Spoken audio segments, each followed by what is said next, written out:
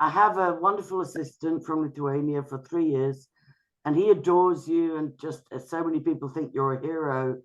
So if you say just use this clip, that clip, whatever, I know he will do it. He would prefer for you and I to speak openly, but if I say to him, I gave my word to Sabine, we only record what she approves, he'll back me up. He'll do that. Okay. Now, I'm just going to say this is Angie Paradisney with one of my greatest colleagues, Sabine Coryo McNeil. Our work together was so scandalous that our videos were shown in court cases. And this, in my opinion, incredible woman was imprisoned, age 73 and disabled, for 9 years for whistleblowing on child abuse and forced adoption. And she survived that. She served half a sentence, which is normal in Western prisons, but she served 4.5 years in agony, with disability, without proper medication, and with being scandalized and character assassinated. She survived all that and then went back to Germany, got deported back to Germany. And I'm proud to say this is not the first time she's spoken. She spoke out within a week of getting back to Germany. She spoke out. So forgive me if I'm being a bit admiring, but this is one of my heroes. And I don't buy the narrative that she never was in prison, she's a government agent, blah, blah, blah. No, and I'm going to mostly listen. And Sabine has been traumatized with 4.5 years jail in the UK after being an absolute pillar of the community, speaking at the European Parliament, leading cutting edge child rights activist, and then has been traumatized with 4.5 years jail. And so I don't blame Sabine a bit for burying her head. She's got two giftings from my observations. One is a passion for justice for children, and the other is mathematics. So Sabine's a mathematical genius, and I can't even begin to relate to that.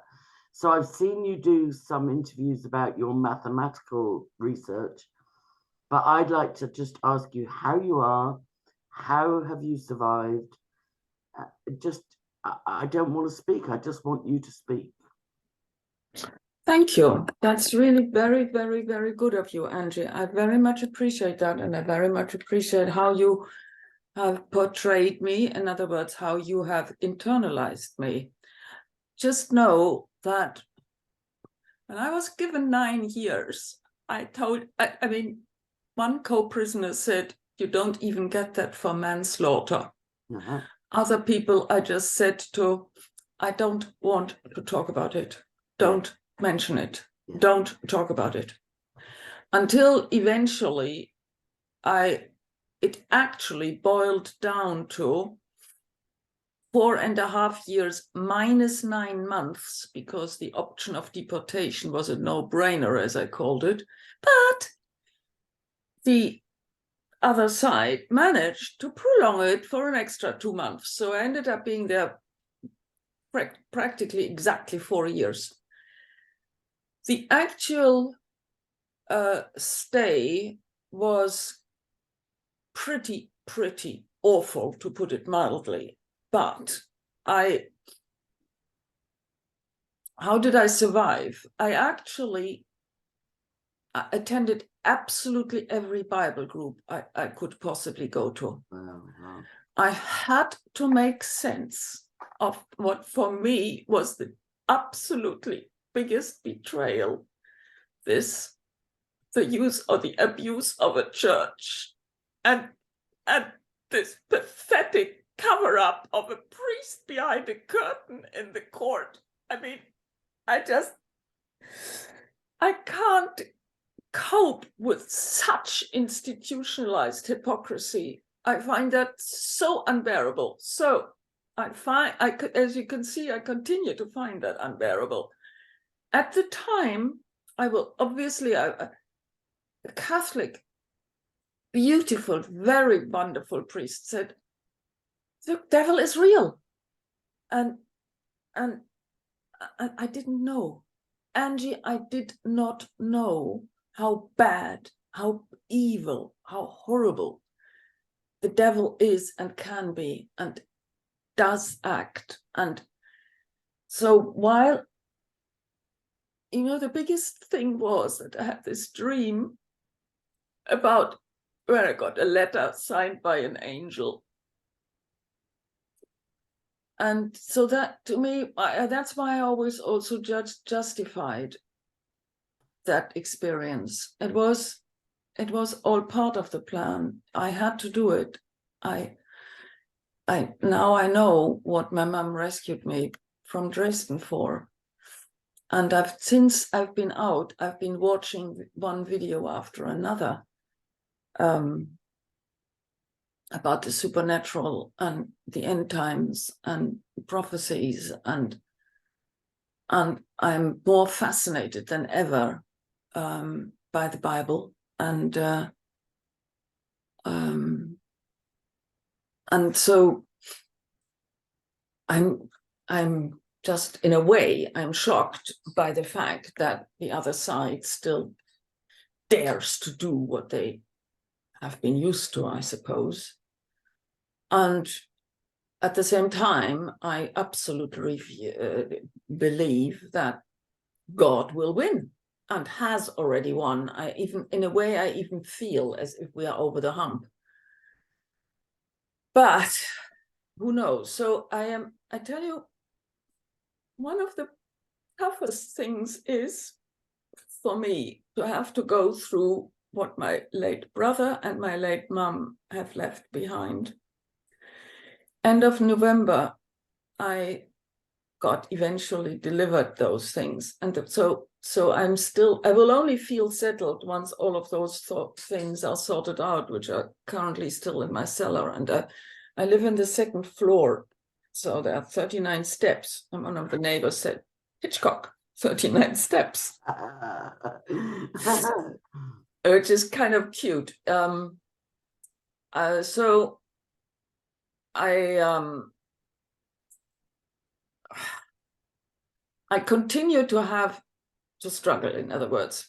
I broke my foot in August last year, but the benefit of that was that I met very beautiful and lovely neighbors, and that I got very, very good household help as well. So, and that in itself was, like everything in life, I guess, a blessing in disguise, or something that is ultimately a test of our faith, or what my mom told me when I turned 50, what doesn't kill you makes you stronger. I hate that saying. I know people say that, but it's amazing how similar, like I broke my knee a few weeks ago, and even though it was horrendous, but it's resulted in me getting some medical help in the home and getting some things in place that I need to get in place. And you never want to say that some suffering was God's plan, but I believe what the devil intends for harm, God can transform into good. Yes. I just wanted to say as well, for some people that might not know the history, is that the Church of England, and we can edit this out if you like, but the Church of England entrapped you. They invited you, they entrapped you. And the Anglican Church of England, the church in Ireland, it's the same. The Catholic Church has betrayed the people, and many people no longer believe in God because the church was so wicked. Yes. And it's the similar in England, where the church entrapped you and then hung you out to dry to make an example of you. Yeah. So I just wanted to say that for those people that don't know, and you don't have to go into the whole story, but I want to ask you, I guess, the hardest thing I want to ask you is, how did you survive? Because this might be on my plate soon as well.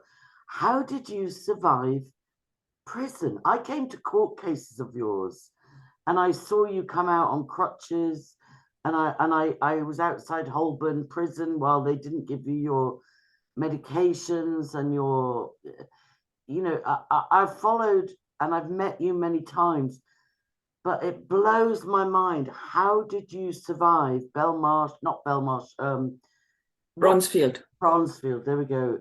How did you survive that? How did you do that? Well, one day at a time, and learning to kind of use the ropes that there are. I mean, only to discover that they're useless, like complaint procedures. Because that's, you know, it's a fascinating microcosm of the macrocosm. It shows the complete uselessness of institutionalized thinking and acting. It's all completely templated and completely useless. Always know when there could be a yes. Always first damage and no real recourse. And so you survive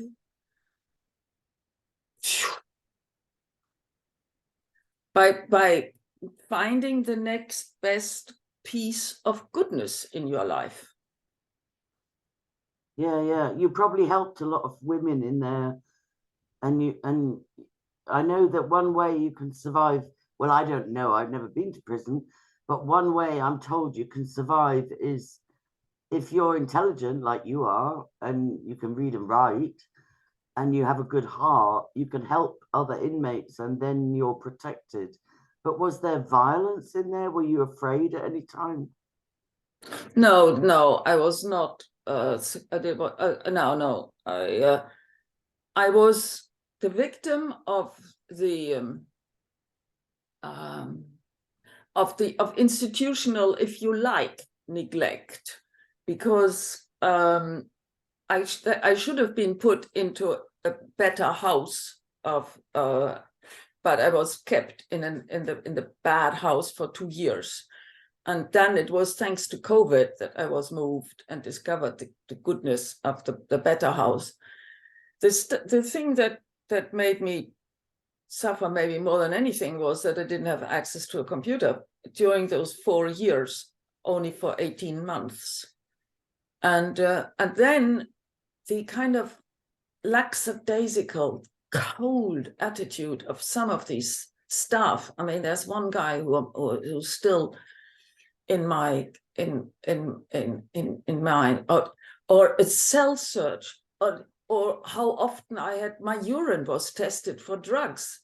I mean, just so pathetic. I mean, a cell search feels like such an invasion, and they're looking for drugs. I mean, who am I to use drugs, to have drugs? I know. in my cell or in my urine. Oh my God. And I mean, it just, but they're helping, of course. There was a woman who said, "Are you the Sabine from the forced adoption movement?" And she was pregnant again.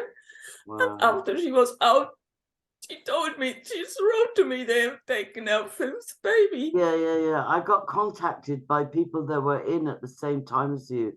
I'm very honored. I have subscribers that have had horrific life experiences, including their children taken and going to Bronzefield and so on.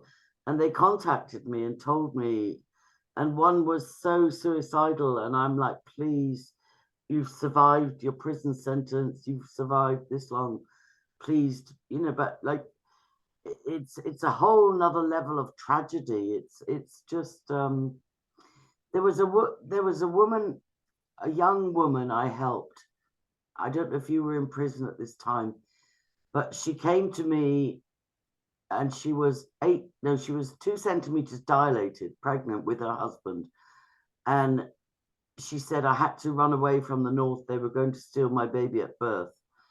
And so I took her to the local hospital, And I made up a story. I said, oh, she's a gypsy, she's a traveler, so she has no medical records, but please look after her.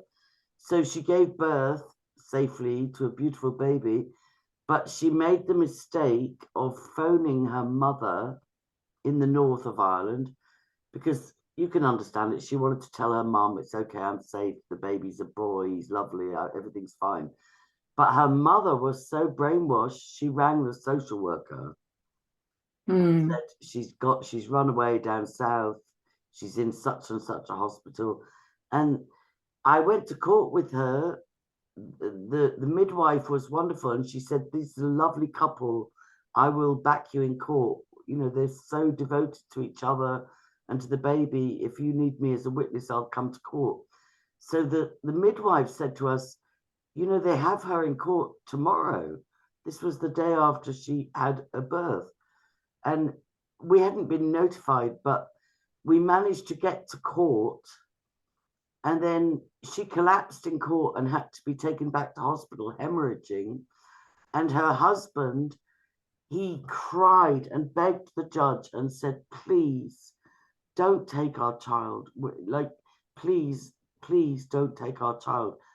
And the judge pretended to be my friend, and he gave rights for her to breastfeed, and she could have access to the baby 5 times a day, and they should maintain the breastfeeding. And he acted like he was our friend, but he still gave the child into the care of social services.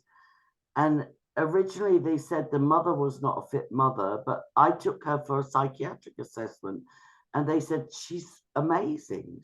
There's nothing wrong. I took her to psychiatric services, and they said she's just phenomenal. So then they switched and said, oh no, it's the father that's the problem. And the father believed it, and he hung himself. He hung himself from a tree, believing that that would reunite his wife with their son. Yeah, and they still stole the son, and they gave him force adopted to a woman in her 50s who had a boyfriend about 30, and she couldn't have babies, so they gave the baby. Now the only good news is that because we went so public for a year, the other family members are allowed to see the baby 4 times a year and get updates on how he's doing. And the other good news is that after this lovely mother that stayed in my home with her husband, she, after the grief of losing her husband, a year or so later, she met somebody else and fell in love, and she got pregnant. And she said, this time, Angie, I knew I should listen to you and run for my life. So she ran. Yeah. She ran for her life from Northern Ireland, which counts as the UK, and she came to the south, and now her little new baby is like 2.5. She's so happy. Her relationship's so healthy. The social workers won't go near her. Good for her. They won't go near her. But it was such a hard. She lost her baby. She lost her husband before they finally left her alone, you know. So I know what you fought for. I only know, like, you know, and like even the social services were saying to the judge, oh, Angie Power Disney is live streaming every night. Oh my goodness, we think she might be recording in court. Oh, judge. And he said, stop annoying me. Stop it. He said, she's just a decent human being trying to help somebody. And he said, if you've got a problem, go to the guard, go to the police, stop annoying me. He was wonderful, but he still gave that baby that I was originally trying to defend. He gave that baby. Well, they are just not sufficiently caring. I mean, there's one lovely woman. I always found these last goodbye meetings also the most cruel form of institutionalization. And there was this lovely mum who also was put through that, even though Bronzefield has a mother and baby unit. And I will never forget, there was this one, you remember the case with the 45 Portuguese children? Tell me the name again, and I probably I don't remember the name, funny I enough. think I remember. Clara or Carla was her name, and I'm pretty sure she had another. Jose went back to Nancy, was his adored daughter, and all 5 were taken, and the oldest boy was so worried because his younger brother had talked about, I mean, as a Portuguese boy, how would you even know the word? But I don't even remember now what it was, but it was basically about anal abuse. Oh, God. And it was, I was in Lincoln with them, and there in court there was this social worker. She was from Romania, and that was also indicative, I felt, normally I would do this, that, or the other, but in this case I can't.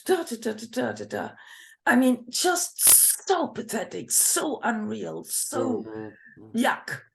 And I, the Portuguese case with the 5 children, the Musa case with the 6/7.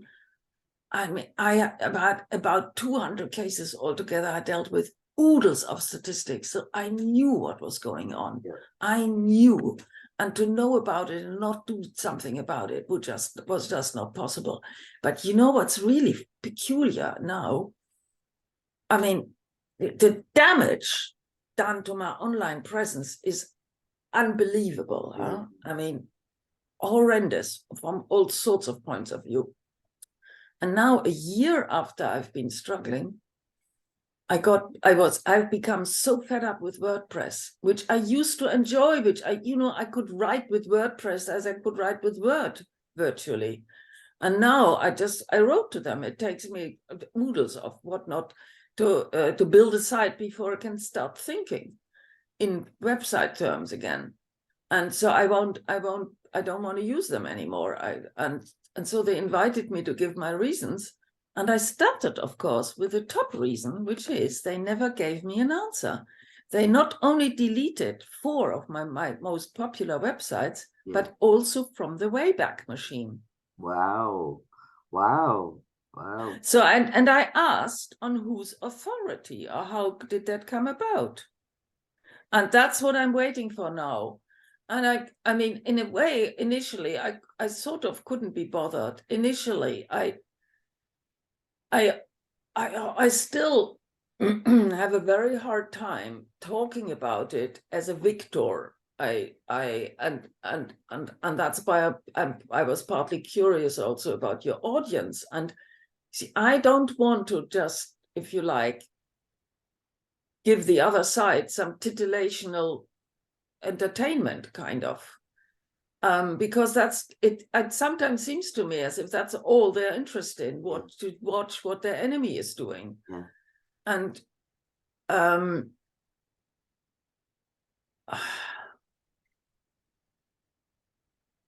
that's why I was curious how you assess the situation. What is worth doing at this point? What is worth saying? How could one, what could I say to make it beneficial? Because, or that it serves any kind of a purpose, except, I mean, I just feel absolutely everybody on this planet needs to wake up to the fact that there is one almighty God, and there is no way around it. So to do what has been done in the name of false gods, to perpetuate that, is just so shocking to me. So shocking. I still can't get over it. I think it's elevated, like, since 2014, 15, you and I, we were working on cases, and it was very detailed and very hands-on. And I think it's even where I'm at, I often have hit despair, where I think there is no justice. There's not going to be any justice. They make up the laws. They do what they want. They're all blackmailed, even. They're all blackmailed, compromised. So it doesn't, they're all, so it's a complete satanic matrix. But what's really hit, I guess, even though I'll be honest with you, Sabine, the last year and a bit, I just wanted to give up. I just had enough. I'm like, nothing ever changes. It's too hard. It's just brutal. But I feel like now what people need to wake up is not just that forced adoption is real, child trafficking is real, satanic ritual abuse is real. Now what people need to wake up to is Jesus is coming back. In my opinion, we're in the last days. Yes. In my opinion, people don't just need to get a social conscience, they need to get spiritually, more important. I never say anything's more important than saving children, but the truth is, it's a wicked, wicked world, and it's time to choose your side. It's time, it's time to choose. Was it Abraham said, or was it Moses? I can't remember. As for me and my house, we will serve the Lord. So I'm not trying to make it a Bible bashing thing, but if people don't realize how urgent, like you and I and different people were trying to blow the whistle decades ago. Oh, look what's happening. Look what's happening. Oh my goodness. Oh my goodness. And probably got written off as conspiracy theorists or fringe, whatever. But now, if you can't see that we're living in desperate times with the Agenda 21. When I first got told about Agenda 21 and Agenda 2030, I thought that's a conspiracy theory. I thought they were crazy when they were saying everybody's going to have ID and, you're going to be track and traced and then blah, blah, blah, and they're going to do this. And I just thought, oh, that's just crazy talk, But what we've witnessed over the past 2.5 years, and it broke my heart that you had to get, to go back to Germany. That was a slap in the face. Just as you got your freedom, that was like, we'll still try and kill you, but you're still alive. And I know that. Well, I spent my time detoxing, good. Yeah, good. Because 2 of my 3 children got that. And one of them ended up in hospital for 4 days after a grand mal seizure after the second one. And he had kept it secret from me. And when he came home from hospital, I just said, did you take that? And he's like, I didn't want to tell you. I wanted to tell you face to face. And we prayed together. He just repented and he asked God to forgive him and help him heal. And he went on to get engaged and have a baby, and the baby survived. The baby survived, which a lot of pregnancies did not survive. Yeah. Both parents having that procedure. So the baby survived and is doing well. And it's just, so I'm just saying that I always knew in a way that was a distraction. But if people need any reason, they might think child trafficking is a fringe issue, satanic ritual abuse is a fringe issue, forced adoption is a fringe issue to some people.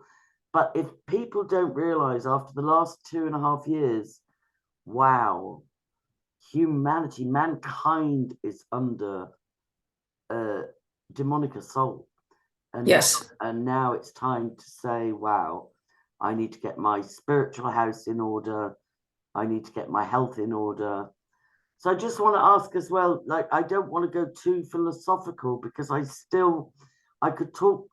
I won't keep you much longer, but I want to know as well, are you still living in your nephew's place, or have you got your own place? Fortunately, this delay of 2 months actually helped in the sense that my nephew's place was available, but after 3 weeks, he found me a place where I've been living now since February last year, and which is brilliant. It is a much nicer flat than my London flat. It's on the 2nd floor, 39 steps, and I'm looking at peat treetops, and I'm moving. And in the morning, I work in the front room because that's where the sun is. In the afternoon, I work in my bedroom because that's where the sun is. So it's my flat of light, and the whole thing is just completely brilliant. And it's an hour train ride from Berlin, and both of my nephews live on the same train line, and it's completely ideal. So it couldn't be better, from that point of view. And so I'm. Did you lose all yeah. your? This is kind of petty things, but did you lose all your beautiful things from London? Did you manage to get anything saved or rescued or transported? Well, bless Belinda. She basically emptied my flat and kept things at her place and sent them to me, and via a Polish friend. Of course, not everything. Of course, there was somebody else who kind of helped herself to a few things, and but anyway, so I moved in here in February, and in May I got the stuff from London, and in November I got the stuff from my mum's place. Oh. And so you've been going through, because I'm going through that at the moment. My father died last year, 95, and they just emptied his house 2 weeks ago.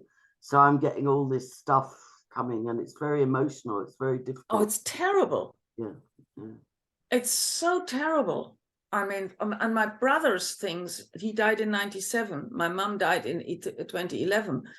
But of course, I had just packed it all away, and it's terrible, emotionally draining. Yeah, I cry my eyes out. Like I keep going to take a day off. Like I get sent something, and then I look through it, and then I can't function the rest of the day. I'm crying. Yeah, very emotional. It's probably healing. It's probably good. It's probably a good process in the long run. Yes, and I always also feel emotions need to come out, but the prison stuff I haven't even touched yet. Yeah, and that's like, we could do this again. Like I didn't want to pressure you or push you, but I just feel like wow. How did you survive? How are you doing now? Do you get agoraphobia? Do you have a social circle? No, this is why no, agoraphobia, no, not. And in a strange way, prison is actually really, truly far away. But what was so annoying was this bloody Tom from Story Film. I actually thanked him for being my therapist, because I could speak with him about it. But then, of course, I had to tell him, I'm sorry I trusted you, you know. Oh, this is this the documentary they made with what they call it, Tortoise Media? Yeah, no. Story Film, not Tortoise Media. No, Story Film, is that the Channel 4? Because supposedly Channel 4, they had supposedly gone to Rupert. That's why I suppose you know about it. I was communicating with Rupert, and they did seduce him. They did. They offered to put him in a hotel and come fly over and interview him, and he thought he was going to get famous, and he thought he would get his story out and so on.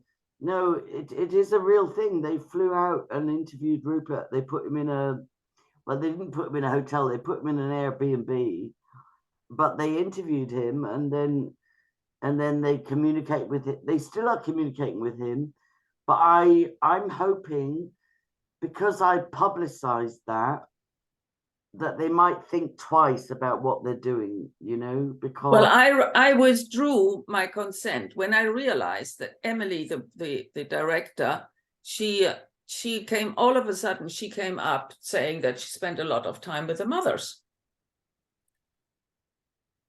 Oh, whereas before the story was that she had seen a leaflet and thought that there's a story here. And I, in my naivete, thought it was a follow-up from Dispatches. Remember, Channel 4 had done a program on a Dispatches program ages ago.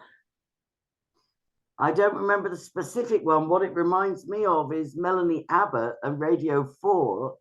Do you remember Melanie Abbott did this, interviewed you and interviewed me and interviewed other people, And then you and I realized what was going on, and we withdrew our consent.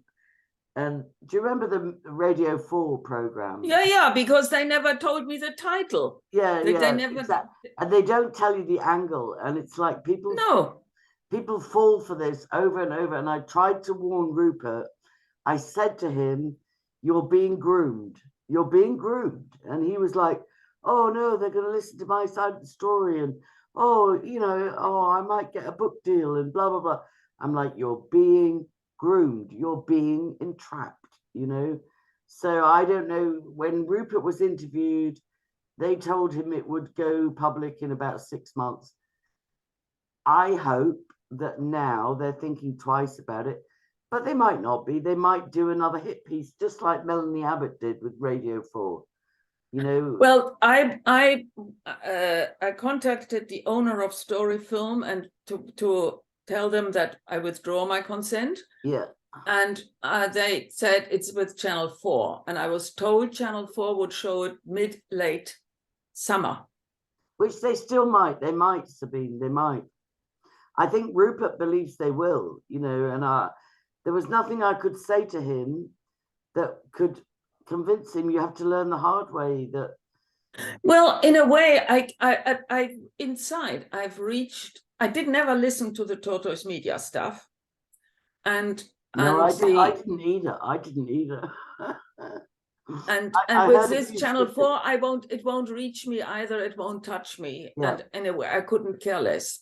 I also, this not too long ago, decided quite consciously, because there were 2 English women who on whom I had pinned some hopes. Because remember, I'm a woman in this techno-mathematical world, software, computer world.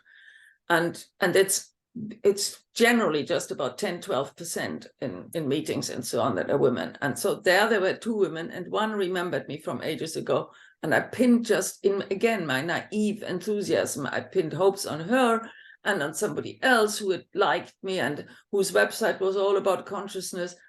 And so I've now decided basically to write in German and to write to an institution which if things work out, would just be perfectly marvelous.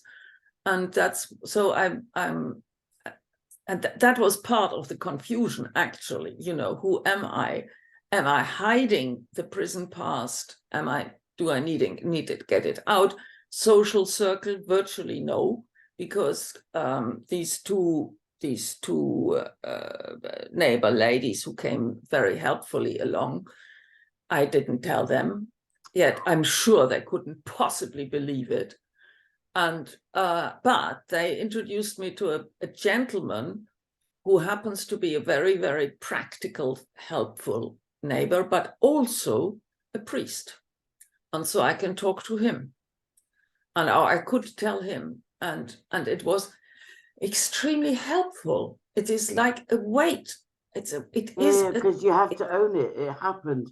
That happened. It's like my reputation has been destroyed. Anybody who researches me online, there's just 100,000 plus of character assassination smear campaign. Evident. It's not evidence. It's a fabricated nightmare, but it's out there. So I don't even try to. I don't redress it. Yeah. Yeah. No, I don't. Like, I've learned the same way you said, it won't touch me. Tortoise Media, you didn't watch, neither did I. Channel 4 documentary, you didn't watch. I might, but I probably won't. But at the same time, we have to acknowledge it's like opposition research at the most vicious level in politics, only now they use it against whistleblowers. So they no longer can assassinate us without redress. So what they do is character assassinate us. Yeah, yeah. It became clear to me as well, and but I also feel that if, God forbid, somebody should approach me on it, then I would be quite capable of responding. But I've also lost friends because of that. Potential friends. Yeah, I understand, and I might lose some. like I got raided about 4 years ago, and they took my computer and 2 laptops and a phone and iPad. And then I fought back, and I didn't, nothing happened. But then a certain person said, oh, when the children are 18, I'm sending them after you. They're going to take everything you've got. And then about a month ago, I got a notice from Google after 4 years. They said, oh, we've had a police request to release your data. And if you want to instruct a solicitor and object to this, please go ahead. And I just thought, okay, here we go again. So it's like, but the days we're living in are so urgent. It's almost like what we're all going to be persecuted. Jesus said they hated me, they're going to hate you too. We are all going to come under some kind of persecution. So I'm just like, I'm not going to hire a solicitor. I'm not going to put energy into it. I'm just going to pray and keep looking up, because we're living in the last days. Yes. And if we live our last days fighting for justice and truth and children, then, you know, and even codes and mathematics and so on, like, just let us live it well. Let us live our last days well, you know, and let come what may. Well, I mean, I'm extremely conscious that for me, living well means being able to look myself in the mirror and knowing that my soul is clean, if you like. I mean, I wrote to Tom at the time, may your conscience treat you gently, you know, because, I mean, normal people should suffer from their conscience. Who's Tom? He was the guy who interviewed me, or who arranged, who kept talking to me, who persuaded, who basically betrayed me by luring me into this story film interview. Wow. I have spoken to scam people on the phone, and when I started to suspect they were scammers, I talked to them so strong about, you know, you have eternity to look at. You might be pulling. That's funny. I sent him a video about the best testimony of heaven that I could find. and you know, one scammer, he refused to talk to me anymore. Then his boss talks to me, trying to scam me, and says, you really upset one of our operators. And I'm like, yeah, I told him about eternity. I told him that he would have to answer for what he's doing, you know. So look, Sabine, I think I'd love to do this. I want to do this more. I haven't even begun to listen. I still can't get my head around how you survived 4 years in a British prison. I can't get my head around. I know, like, I'll admit, I'm a little bit scared.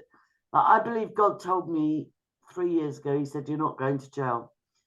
Now, I might be wrong, and I have to admit that there are some people in jail, you know, there are women that have murdered people, and there's like... It doesn't show, and that it doesn't mean that they treat you badly at all, Angie, honestly. Well, I don't. But then, I mean, it may very much vary from prison to prison, but I don't think you need to get ready either. No, I kind of believe God. I was praying. I was in Lanzarote, and it was after I'd been raided, and I prayed and prayed and prayed, and I thought, right, I can either live in fear, for like permanent fear that any day now I'm going to get arrested. And then I thought, I can't live in that permanent state of fear. No. I prayed to God, and I felt like God said to me, you're not going to jail. Now, they might try and section me. They might try and say, oh, she's crazy, you know, or they might try and, like, you know, we have to be honest, they brutalized your life. Do you miss England? Do you miss London? Do you feel culture shocked by being deported? Well, of course, but at the same time, I mean, my mum is my best model, fortunately, you know, and we moved her when she was just 72, So, okay, I was 78 when I started my new life here. And I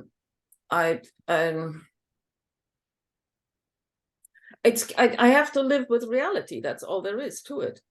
Do you know my mum left my dad finally when she was 79? Oh, really? 79. She left my father and she lived until she was 87. And she said it was the most peaceful 8 years of her entire life. Wow. But imagine the courage it took at 79. Yeah. To say, I'm going to break free. I deserve a life at 79, you know? So anyway, I'm going to be 66 in June on the 16th of the 6th. Oh, how funny.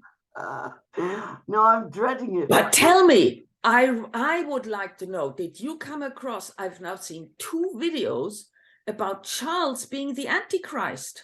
Yes, and I've seen them and I've studied them deeply. And the evidence is very seductive, but I smell a rat. Why? How? Right. So one guy is a secular Jew that is now Messianic Christian, and he did a brilliant presentation. I think I sent you the link. But right at the end, he said, "Oh, and if you check my channel, you'll see my work on children on Mars or the moon landing or something, or secret space program or something." And I'm like, you just blew it. You just presented an hour and a half of amazing research on Charles, and now you're talking about the same as Robert David Steele. You're talking about children on Mars or the moon or wait a minute. Is the first Tim I came Cohen. across Tim Cohen. Yeah, that's his name, and he did a brilliant presentation. And but at the end of it, he talks about, go to my YouTube channel and check out. Okay, but then there is another guy. Yeah, I saw. And he never read Craig. He's called Craig Bong. Yeah, I think I saw that as well. And he never read Tim Cohen's book, which he talked about Tim Cohen in the interview. But the other thing that makes me suspicious, and I might be overly jaded by now, Sabine, but the other thing that made me suspicious is it's all being promoted by the Q movement, the 17th letter of the alphabet movement. And I have good evidence that many of them are charlatans and grifters and liars, So the fact that it's being pushed, I just know, I've studied the Bible since 1989, something like that. I've studied eschatology intensely. And I know that the Luciferians and the likes of Klaus Schwab and Bill Gates and all those guys, they know the Bible almost better than Christians do. And they try to imitate end time prophecies. They know that the book of Revelations is so powerful and so real that they keep trying to harness it. They keep trying to say, oh, we need to take over that narrative. We need to use it for ourselves. So even though there's a lot of quote unquote evidence for King Charles being the Antichrist, but I know from my Bible study, it says the Antichrist will be a beautiful, charismatic, popular personality. Well, Charles is not that. He's not. He's hated by very many people. He's not beautiful by anybody's judgment. He's known for his association with Savile and so on, and his adultery with Camilla and so on and so forth. I'm willing to be wrong. I've got an open mind, but I smell a rat. I saw 2 superb presentations saying Charles is the Antichrist.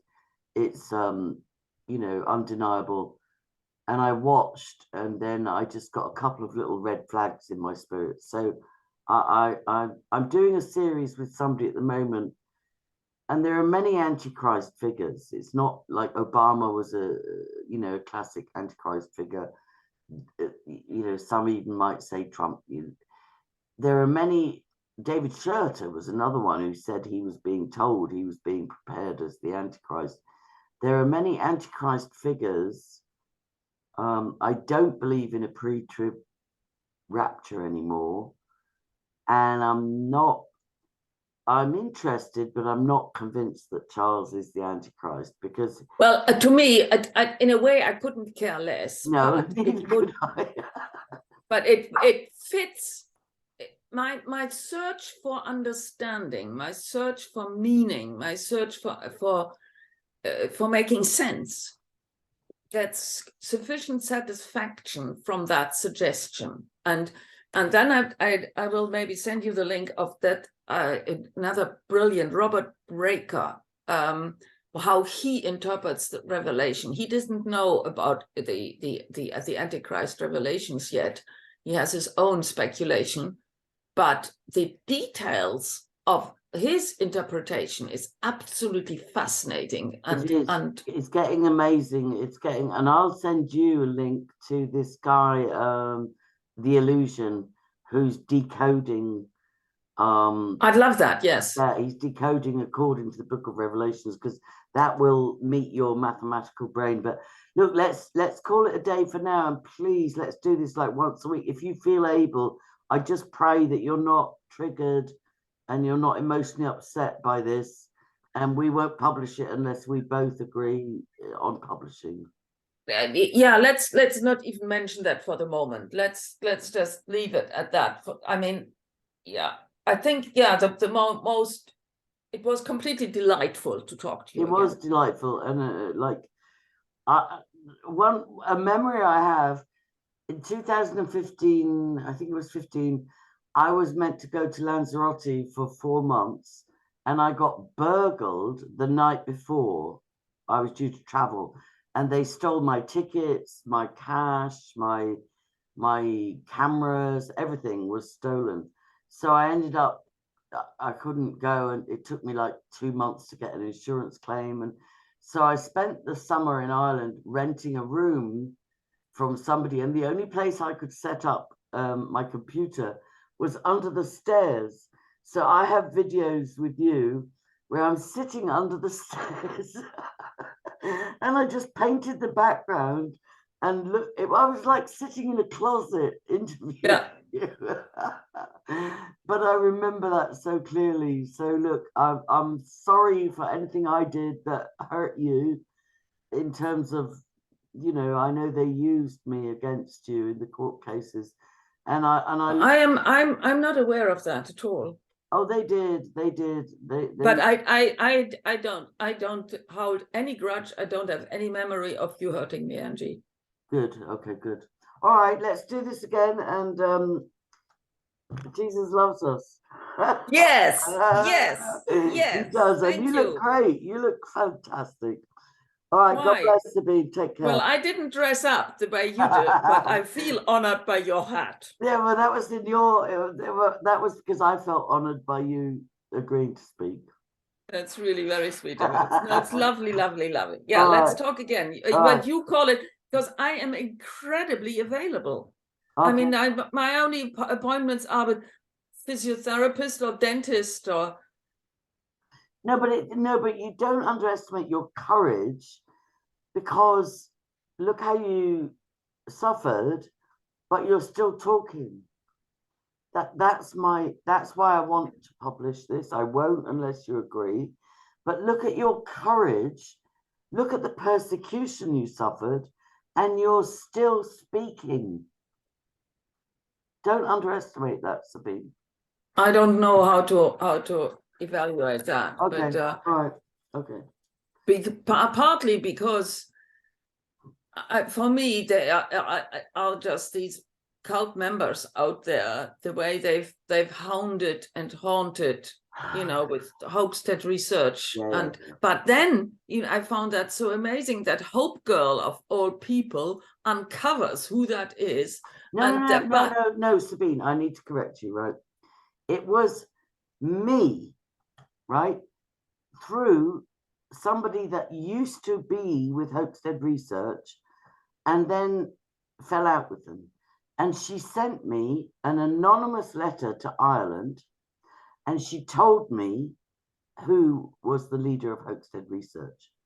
She gave me the information. I asked Hope Girl and one other researcher, I said, I've had a tip off, it's anonymous, can you look into it? And that's how we exposed Karen Irving. And Hoaxed. Really? Yes, and I still have it filed. I have the anonymous letter from this woman. She used to work with Hoaxed Research. She fell out with them and she contacted me. She risked her life, and she said, this is who you need to look for. And because I'm not a researcher, I'm a speaker, I'm a broadcaster. So I reached out to Hope Girl and one other researcher, and I said, I've had a tip off, will you take a look? They both looked into it independently, and they both confirmed that was who it was. Wow. Yeah. So where are you at with Hope Girl now? She thinks I'm a government agent. That's because she's too close to Abe. Yeah, probably. Yeah, probably. Yeah, it's very sad. It's like I've had to learn to live with that. Like I've lost so many friends along the way, Sabine. I've lost so many. Hope Girl made my blog. She helped me so much. Together we took down 1,000 videos, 1,000 trolling videos we took down. She made my blog for free, for nothing. But between Abraham and Terry Joyce and different people, they're all convinced, well, I don't know, she thinks I'm an agent. I can't.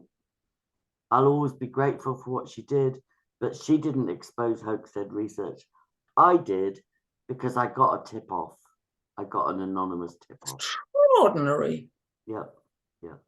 Well, she hurt me very, very badly by publishing stuff that came from Abe and didn't respond. But I didn't realize that you had that good connection with her. But I just thought it was very interesting because she made me believe that she was persecuted because of her free energy and didn't have anything to do with Hampstead. She was, and as part of it was, we're going to create a stir here, but like, she was seduced by Ray Savage, a detective, a British. Yes, the police guy, yeah. Yeah, she was seduced by him. So I have video interviews. It's the intrigue goes so deep. Like I have so much information on people like Ray Savage and Kevin Annette and even Belinda and different people. But it's like I feel like we should stay on track. We shouldn't get distracted by, even though it's very intrigue-full, like Bill Maloney and Mumsy and all these different people, we need to stay focused on the children and on forced adoption, on child trafficking. We need to stay focused on, keep the main thing. Otherwise, we get sidetracked into all the drama, you know. Like next time, I'd like to talk to you about Wilfred Wong and John Wedger and Jeanette Archer. And I feel like the whole movement has been infiltrated. But I feel like we've done enough for now because we won't. Yes. So let's talk again in a week. And this will not go public until we. No. All right. But I hope it will. Just. Well, I need to know more about your audience, I think. Okay. I've had almost 1.2 million hits on my blog. I know that's not a lot to some people, but to me, I'm very grateful. That is fabulous. Yeah, well, I don't need to show you now. It's about 1.1.5 million hits on my blog. Yeah. That's very good. Yeah. All right, darling. Take care, and let's talk again. Bless you. Yeah. Big Sabine, I'll never forget you. Thank you. My most resounding memory is your mum running from Dresden with you in a pram saying there's a purpose to your life. Yeah, and that's why I've been looking for my purpose. And the fact, you see, I wouldn't have done my number work if it hadn't been for Bronzefield. I was forced to think with pen and paper because I didn't have a computer. So my mind had to slow down. Yeah, and you needed to. You needed to, and maybe I do too. All right, listen, thank you, people. And we'll do this. Bless you, bless you, bless you. Yeah, you Until too, God bless. the next time. And I love your hair. Yeah, thank you. I'm pleased about that too. I think that's it's a good move. Yeah. Started with COVID, of course. All right, God bless. Bye.